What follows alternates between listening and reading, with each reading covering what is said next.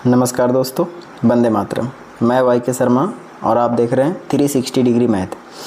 कैसे हैं दोस्तों आप सब, है ना। उम्मीद करेंगे आप सब अच्छे होंगे और अच्छे से तैयारी कर रहे होंगे। ठीक है, तो चलिए दोस्तों, आप सबके बीच है ना फिर से उपस्थित हो गए हैं। ट्रेन से संबंधित है ना जितने भी तरह के प्रश्न आपको एग्ज़ाम में पूछे जाते हैं, है ना, सभी तरह के प्रश्न आपके बीच लेकर के आएंगे। और उम्मीद करेंगे कि यदि आप पूरा वीडियो देखेंगे सर मेरा, तो आप किसी भी तरह का गवर्नमेंट एग्ज़ाम में ट्रेन से संबंधित समस्या वाला प्रश्न आसानी से हल कर पाएंगे। ठीक है, तो चलिए दोस्तों स्टार्ट करते हैं, है ना। देखिए, सबसे पहले दोस्तों ये समझते हैं कि ट्रेन में क्या होता है ना। ट्रेन में कुछ बेसिक बातें होंगी, ठीक है, उसको हम लोग जानकारी रखेंगे तो हमारे लिए क्वेश्चन बनाना आसान हो जाएगा। ठीक है, देखिए सबसे पहला पॉइंट ध्यान रखेंगे दोस्तों कि ट्रेन में क्या है कि ट्रेन में आपको ध्यान रखेंगे कि जो चाल होता है, दूरी होता है, समय होता है, बस ये तीनों पॉइंट ध्यान रखना है। ठीक है, तो नेसेसरी रूप से आपको डिस्टेंस जो पूछेगा, डिस्टेंस बराबर क्या हो जाएगा, यानी कि दूरी बराबर लिखेंगे तो चाल गुना समय। ठीक है, चाल गुना समय, ये बेसिक चीज़ है। ठीक है, कि दूरी बराबर क्या होगा, चाल गुना समय होगा। ठीक है, अब यहाँ से चाल को आप लिख सकते हैं कि चाल बराबर क्या हो सकता है। यहाँ से आप समय लिख सकते हैं, समय बराबर क्या हो सकता है। ठीक है, तो अगर चाल लिखेंगे दोस्तों तो क्या हो जाएगा, देखिए दूरी में अगर आप समय से भागा दे देंगे तो क्या निकल जाएगा, चाल निकल जाएगा। ठीक है, यानी स्पीड निकल जाएगा। उसी तरह से अगर आपको समय पूछेगा तो दूरी में चाल से भागा दे देंगे तो आपका समय निकल जाएगा। ठीक है, तो ये चीज़ तो बेसिक चीज़ आपको पता होगा, पूरा विश्वास है हमें। ठीक है, और जिनको नहीं पता होगा, जो आप स्टार्टिंग से वीडियो देख रहे होंगे, है ना, जो सीख रहे होंगे स्टार्टिंग से, उनके लिए तो और भी बेहतर है। ठीक है, देखिए दूसरा पॉइंट ध्यान रखना है दोस्तों कि इसमें जो होता है ना कि अगर आप दूरी को, है ना, यूनिट को सेम रखने की कोशिश करना है। जैसे कि दूरी होगा, ठीक है, दूरी, चाल, एक सेकेंड, दूरी, चाल और समय। ठीक है, पहले 2-4 मिनट देख लीजिए दोस्तों, उसके बाद आपको आसानी से, है ना, ट्रेन से जितने भी तरह के समस्या रहेंगे सभी आसानी से हल हो जाएंगे। ठीक है, देखिए दोस्तों, दूरी को अगर आप किलोमीटर में रखते हैं, ध्यान रखेंगे, दूरी अगर किलोमीटर में रहेगा तो चाल हमेशा किलोमीटर प्रति घंटा में रखना है, समझे कि नहीं। और समय किस में रहेगा, आवर में, यानी घंटा में। ठीक है, उसी तरह से अगर दूरी को अगर आप मीटर में रखते हैं दोस्तों, तो चाल हमेशा मीटर पर सेकेंड में रहेगा। किस में रहेगा, मीटर पर सेकेंड। और समय जो रहेगा दोस्तों वो सेकेंड में रहेगा। ठीक है, तो ये चीज़ ध्यान रखना है। अगर चाल दूरी दिया हुआ है मीटर में तो उसका चाल जो है मीटर पर सेकंड में होगा और समय जो होगा वो सेकंड में होगा। उसी तरह से अगर दूरी किलोमीटर रहेगा दोस्तों तो चाल जो होगा उसका किलोमीटर प्रति घंटा होगा। ठीक है, और समय क्या होगा दोस्तों, घंटे में होगा, यानी कि आवर में होगा। ठीक है, तो ये यूनिट आपको ध्यान रखना है। अब यहाँ पर एक समस्या और आएगा दोस्तों चाल दूरी समय में कि कभी कभी रहेगा कि मीटर पर सेकंड में चाल दिया हुआ है और आंसर में किलोमीटर प्रति घंटा लिखा हुआ है, तो उसमें ध्यान रखेंगे थोड़ा सा। ठीक है, क्या ध्यान रखना है दोस्तों कि यदि चाल लिखा हुआ है, देखिए थोड़ा मौसम परिवर्तन हुआ है दोस्तों, फिर भी मैं आपके लिए वीडियो बनाने की कोशिश कर रहा हूँ। ठीक है, चलिए देखिए, चाल अगर चाल दिया हुआ है दोस्तों मीटर पर सेकंड में, किस में लिखा हुआ है, मीटर पर सेकंड में। ठीक है, और यदि इसको किलोमीटर प्रति घंटा में चेंज करना है, ठीक है, तो जो चाल है दोस्तों मीटर पर सेकंड, इसमें आपको गुना करना है। किससे गुना करना है, 18/5 से। देखिए, अगर आप मीटर पर सेकंड में चाल लिखा हुआ है उसमें अगर आप 18/5 से गुना कर देंगे तो ये किस में बदल जाएगा दोस्तों, किलोमीटर प्रति घंटा में हो जाएगा। ठीक उसी तरह से दोस्तों यदि चाल आपको, है ना, देखिए यदि चाल आपको किलोमीटर प्रति घंटा में लिखा हुआ है, ठीक है, और आंसर में आपका मीटर पर सेकंड में दिया हुआ है आंसर, तो किलोमीटर प्रति घंटा में अगर आपको मीटर पर सेकंड में चेंज करना है ना, मीटर पर सेकंड में अगर आपको चेंज करना है तो बस आपको इसको रिवर्स करके, है ना, इसको रिवर्स करके गुना करना है। यानी किलोमीटर प्रति घंटा में 5/18 से गुना करना है। आई बात समझ में, दो चीज़ समझ में आ गया होगा, है ना, कि यदि मीटर पर सेकंड में चाल दिया हुआ है और किलोमीटर प्रति घंटा में लाना है तो 18/5 से गुना करना है, और किलोमीटर प्रति घंटा लिखा हुआ है दोस्तों चाल में, तो उसको अगर आप मीटर पर सेकंड में चेंज करना चाहते हैं तो 5/18 से गुना करना होगा। ठीक है, चलिए उम्मीद करते हैं कि ये चीज़ समझ में आ गया होगा, कोई दिक्कत नहीं होगा।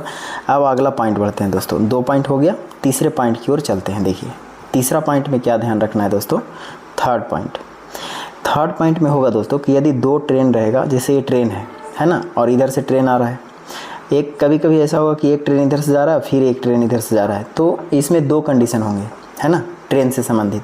तो या तो ट्रेन एक दूसरे के विपरीत चलेंगी, दो ट्रेन रहेगी तो, या फिर एक ट्रेन रहेगा एक बाइक रहेगा, ऐसा भी हो सकता है, ठीक है। तो यदि, है ना, दो वस्तुएं या दो ट्रेनें एक दूसरे के विपरीत चले, मतलब कि दोनों एक दूसरे की ओर चलते हुए आए, एक उधर से आ रहा है एक इधर से जा रहा है ना। जैसे दोस्तों में बचपन में क्या कहते थे, तुम इधर उधर से आओ मेरे तरफ, मैं इधर से जाता हूँ तुम्हारे तरफ, दोनों दौड़ेंगे। तो उसमें दौड़ने के बीच में जो समय होता था दोस्तों कम लगता था। तो इसका मतलब क्या होता है कि अगर ट्रेन एक इधर से जा रहा है एक ट्रेन इधर से आ रहा है, दोनों विपरीत दिशा है ना, डायरेक्शन अगर विपरीत है, तो उसमें रिलेटिव स्पीड जो होता है, सापेक्षिक चाल जो होता है दोस्तों, उसमें रिलेटिव स्पीड आपको जुट जाएगा। क्या हो जाएगा दोस्तों, जुट जाएगा।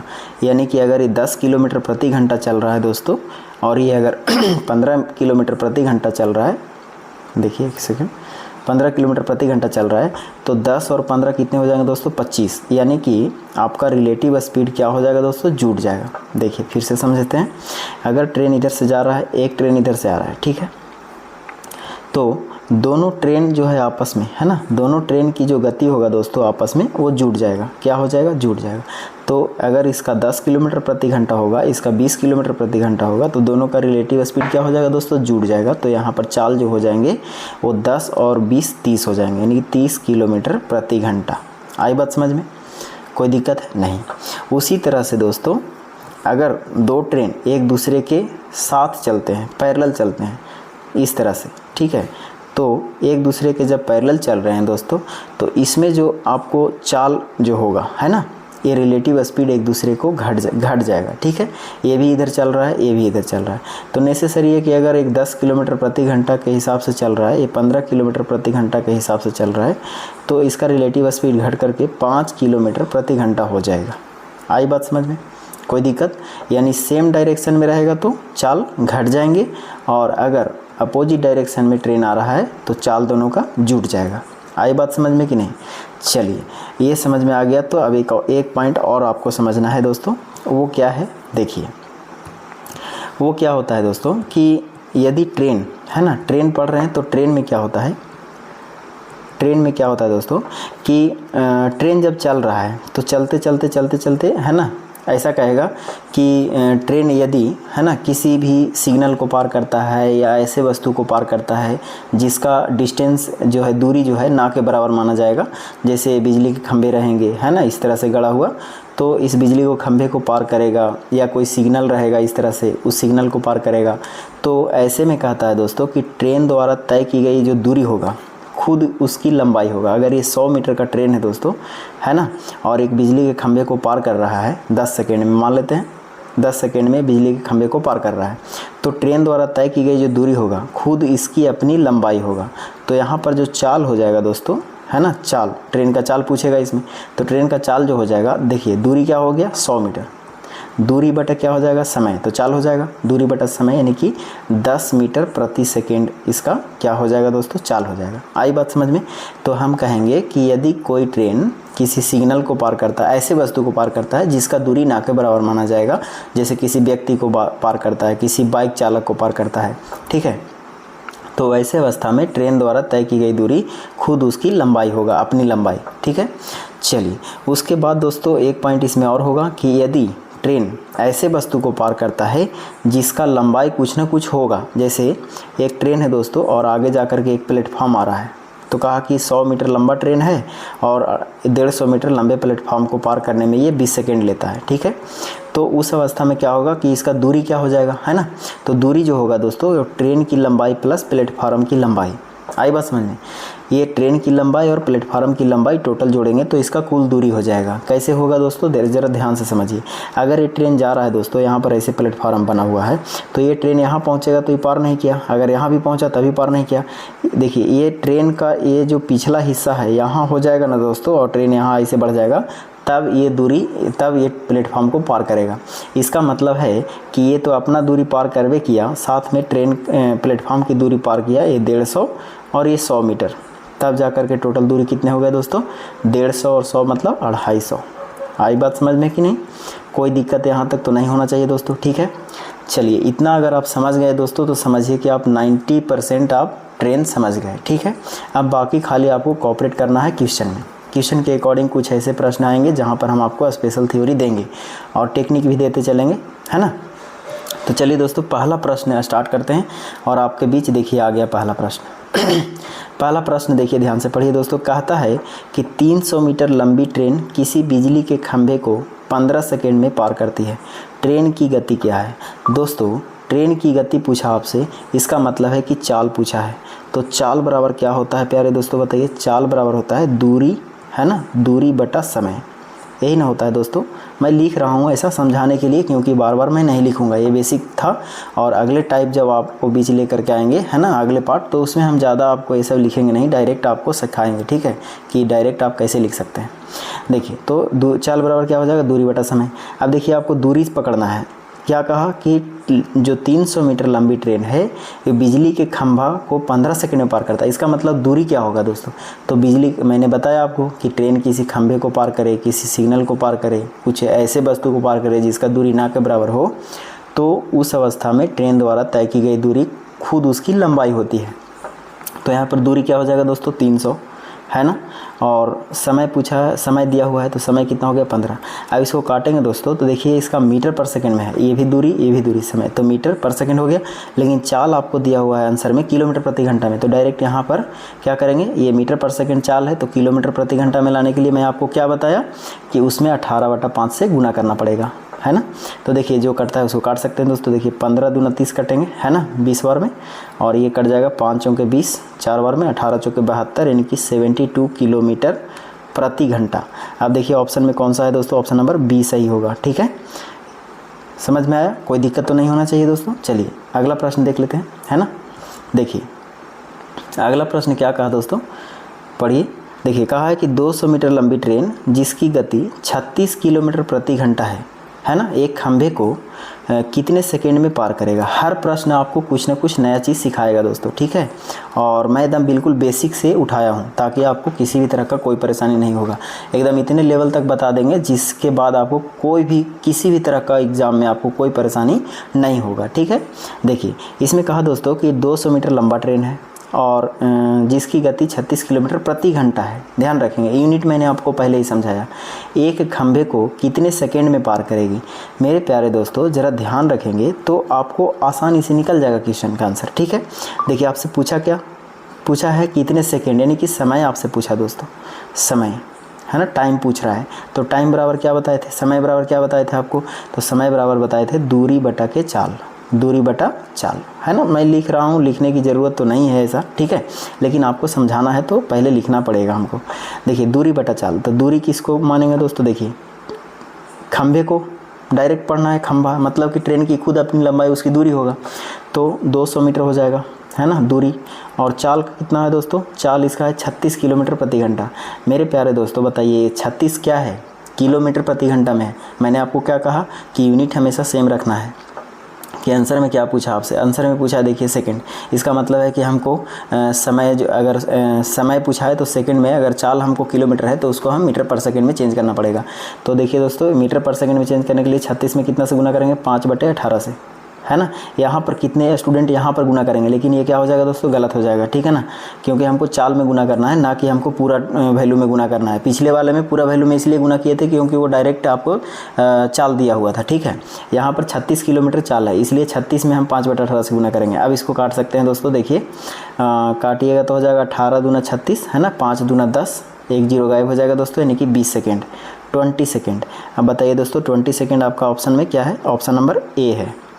कोई दिक्कत तो नहीं होना चाहिए, ठीक है। चलिए अगला प्रश्न देखते हैं दोस्तों। अगला प्रश्न देखिए, अगला प्रश्न कहा दोस्तों, कहा कि एक ट्रेन 54 किलोमीटर यानी 54 किलोमीटर प्रति घंटा की चाल से एक बिजली के खंभे को 20 सेकेंड में पार करती है, तो ट्रेन की लंबाई क्या है। दोस्तों ट्रेन की लंबाई पूछा आपसे, है ना, तो ध्यान रखेंगे लंबाई यानी कि आपसे दूरी पूछ रहा है ना। खंभे को पार करने का मतलब क्या हुआ, अगर किसी कोई रेलगाड़ी है और खंभे को पार कर रहा है, इसका मतलब है कि वो अपनी खुद लंबाई, अपनी उसकी ट्रेन की लंबाई या दूरी निकाल देंगे तो उसका लंबाई हो जाएगा। ठीक है, तो यहाँ पर आपसे लंबाई पूछा या ट्रेन की दूरी पूछेगा तो दोनों आपको यहाँ पर सेम रहेगा। ठीक है, तो यहाँ पर आपसे दूरी निकालिए या तो ट्रेन की लंबाई निकालिए। ठीक है, दोनों आपको बराबर रहेगा क्योंकि खंभे को पार कर रहा है। ठीक है, तो कहा कि 54 किलोमीटर प्रति घंटा चल रहा है। दोस्तों बताइए, ये 54 किलोमीटर प्रति घंटा है, लेकिन आपका दूरी किस में है? मीटर में। इसका मतलब है कि ये किलोमीटर से काम नहीं चलने वाला है, इसको हमको मीटर पर सेकेंड में चेंज करना पड़ेगा। ठीक है दोस्तों, तो इसको मीटर पर सेकेंड में चेंज करेंगे दोस्तों तो क्या हो जाएगा बताइए?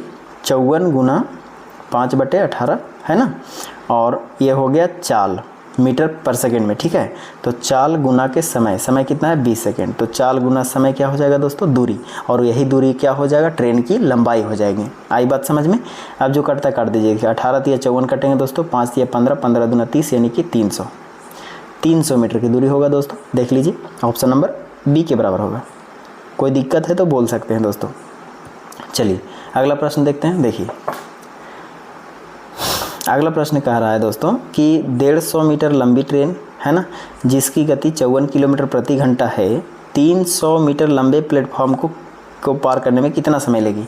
मेरे प्यारे दोस्तों, अभी आपको मैंने पीछे समझाया, ठीक है ना, क्योंकि हर क्वेश्चन में आपको थोड़ा थोड़ा स्टेप बढ़ रहा है। ठीक है, इसलिए आपको जितने भी प्रश्न देंगे ना तो आपको अलग अलग टाइप के प्रश्न सीखने को मिलेगा। उससे आपको किसी भी तरह का गवर्नमेंट एग्जाम दीजिएगा तो उसमें आपको अलग अलग टाइप के अगर प्रश्न दिखता भी है तो उसको आप मैनेज आसानी से कर सकते हैं। ठीक है, देखिए यहाँ पे क्वेश्चन थोड़ा अलग किया। कहा कि 150 मीटर लंबा ट्रेन है। 150 मीटर एक लंबा ट्रेन था दोस्तों। ठीक है, और कहा कि इसकी गति जो है 54 किलोमीटर प्रति घंटा। इसकी गति कितनी है? 54 किलोमीटर प्रति घंटा। लिखने की ज़रूरत नहीं है, मैं लिख रहा हूँ ऐसा, बाकी आप डायरेक्ट बनाने की कोशिश करेंगे। ठीक है, देखिए कहा कि 300 मीटर लंबे प्लेटफॉर्म, एक आगे प्लेटफॉर्म है दोस्तों इस तरह से 300 मीटर का, तो कहा कि ये ट्रेन इसको कितने समय में पार करेगा। अभी बताइए दोस्तों कि मैंने बताया था कि यदि ट्रेन किसी खंभे को पार करता है तो उसके द्वारा तय की गई कुल दूरी जो होगा खुद उसकी लंबाई होगा, लेकिन यहाँ पर प्लेटफॉर्म को पार कर रहा है कितने मीटर? तो 300 मीटर लंबे प्लेटफॉर्म को। तो मेरे प्यारे दोस्तों 300 मीटर लंबे प्लेटफॉर्म को जब पार करेगा ट्रेन, तो मैंने बताया क्या कि यदि कोई ट्रेन किसी ऐसे वस्तु को पार करता है, यानी कि जिसकी लंबाई होती है, जैसे कोई प्लेटफॉर्म को पार करे है ना, या कोई टनल यानी कि ब्रिज को पार करे, तो ऐसे में ब्रिज की लंबाई प्लस ट्रेन की लंबाई, ट्रेन की लंबाई प्लस प्लेटफॉर्म की लंबाई, ये उसकी कुल दूरी होगी। तो यहाँ पर दूरी कितना है दोस्तों? 150, और यहाँ पर दूरी कितने हैं? 300। तो 150 300 कितने हो जाएगा दोस्तों? 3 और 1 400 450। टोटल दूरी हो गया 450। चाल कितना दिया हुआ है दोस्तों? 54 किलोमीटर प्रति घंटा। अच्छा एक बात बताइए दोस्तों, आंसर आपका क्या है ना? आंसर आपका सेकंड में। इसका मतलब हमको किलोमीटर को मीटर प्रति सेकंड में चेंज करना पड़ेगा चाल को। ठीक है, तो 54 किलोमीटर प्रति घंटा है, तो इसको हम चेंज करेंगे तो 5 बटा कितना लिखिए दोस्तों? 18। अब देखिए 18 तिया कितना करेंगे? 54, 5 तिया 15, 15 तिया 45, यानी 3 बार में कट जाएगा 30 बार में, तो यानी कि आपका आंसर हो जाएगा 30 सेकेंड। ठीक है दोस्तों, तो देख लीजिए ऑप्शन में कौन सा ऑप्शन है? ऑप्शन नंबर बी के बराबर होगा। ठीक है, 30 सेकेंड। कोई दिक्कत है तो बोल सकते हैं। ठीक है, चलिए उम्मीद करेंगे कोई दिक्कत नहीं होगा दोस्तों, है ना। और थोड़ा वीडियो अच्छा लग रहा है दोस्तों तो आप सब हमारे चैनल को सब्सक्राइब कर लीजिए, है ना, और ये भी बताते जाइए दोस्तों, ठीक है, कि आगे आपको कौन सा चैप्टर चाहिए, मैं उस चैप्टर का वीडियो बनाऊँगा। ठीक है, देखिए 5वां प्रश्न देख लेते हैं दोस्तों, है ना। आज का कहता है कि 200 मीटर लंबे ट्रेन 350 मीटर लंबे प्लेटफॉर्म को 20 सेकंड में पार कर जाती है, तो ट्रेन की गति क्या है? इससे पहले वाले क्वेश्चन में समय पूछा था दोस्तों, अब ये आपको गति पूछ रहा है।